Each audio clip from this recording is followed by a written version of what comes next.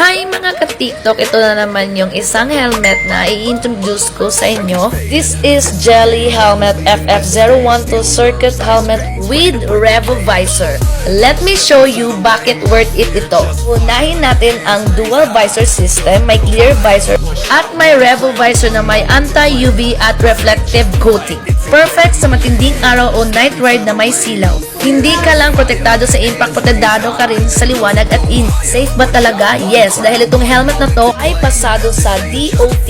Ibig sabihin pasado sa standard at may legit protection sa impact. Yung shell matibay, yung lock secure, yung fit swak na swak. Ngayon, pag-usapan natin ang itsura. Bro, sobrang astig ng design. May iba't ibang kulay nito, sizes na pwede mong pagpilian. Sporty, aggressive, modern, parang galing sa MotoGP. At guess what? Sa lahat ng features na to, hindi aabot ng 4K.